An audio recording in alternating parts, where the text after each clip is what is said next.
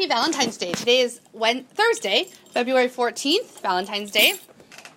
And in math today, we're going to spend today preparing for our mid-Module 4 test tomorrow. So far in Module 4, we've learned about line plots, and also we've learned how to multiply fractions by whole numbers, using pictures, tape diagrams, using arrays, remember that? Using multiplication, using what we know about common factors. So we're going to review today what we know about line plots and multiplying fractions with whole numbers. Okay? Really quickly, remind yourself, what does a line plot look like? Draw yourself what a line plot might look like. Let me be more specific. Draw in the air. How many number lines does a line plot have? One. Okay, now draw yourself what an array might look like in the air. Oh, very nice. Okay, draw yourself what a tape diagram might look like when you use units to find a fraction of a whole number. You have to write 5 units equals 45, or 45 units equals 5. 1 unit equals 5 divided by 45. Remember that? Very good. Those are the different skills we're going to be remembering, okay? Let's first talk about the problem of the day, though. Mrs. Diaz makes 5 dozen cookies for her class. How many cookies does Mrs. Diaz make altogether? 60, because she makes 5 dozen, and 1 dozen is how many? 12. So what multiplication equation could I do to find out how many cookies are in 5 dozens? Raj? 12 times 5. 1 dozen. 12 times 5. 5 copies of 1 dozen. So we know right away that 5 dozen cookies means 5 times 12, 5 dozens, which is 60. A dozen is one of those words that you just need to know means 12, okay?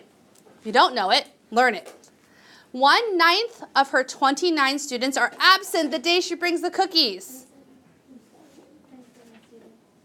1/9 of her 27 students are absent the day she brings her cookies. Okay. If she shares the cookies equally among the students who are present, how many cookies will each student get?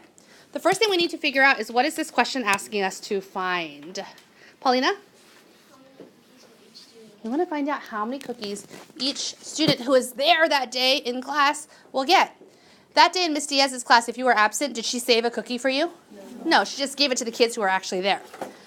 So if we know that all together she has 60 cookies, right, because that's 5 dozen, and we know that she has 27 students and she shares it equally among the students who are present, we need to know how many kids were actually there.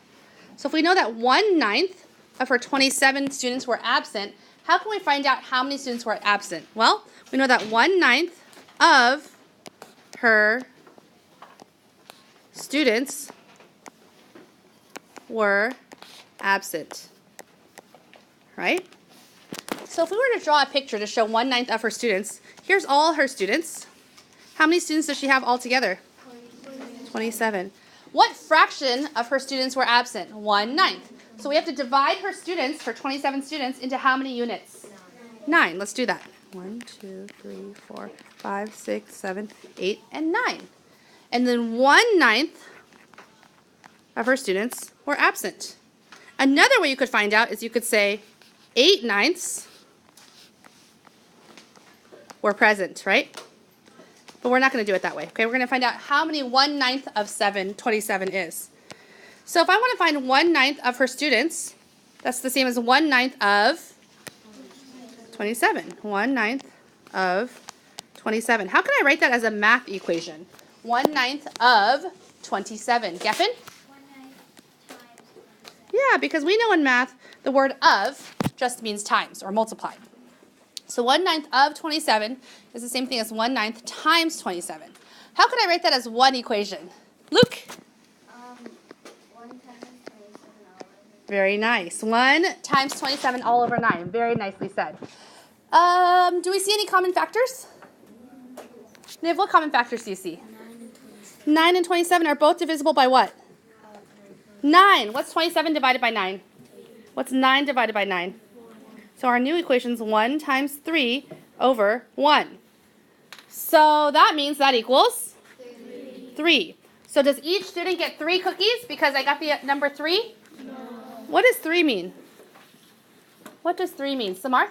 How many students are absent? 3 students were absent. So how can I find out how many kids were actually there? I have to do all the kids and take away the 3 who were absent. So how many kids were actually there? 24. So each kid got 24 cookies. But we got 24. 27 minus 3 is 24. Rashit? That's just how many students there are. Oh, that's how many students there are. Okay, so then if I know that there are 24 students there to share the cookies, how many cookies did we have all together? 60 cookies all together. Okay. And they're going to be divided by or shared by how many kids? 24. Okay. Is that an improper fraction? Are there holes hidden in there? Yes. How many 24ths does it take to make one whole cookie? 24. How many holes are there? Are there 24 24ths in there? Are there? Yes. Are there 48 24ths in there? Yes. Are there, what would it be, 72?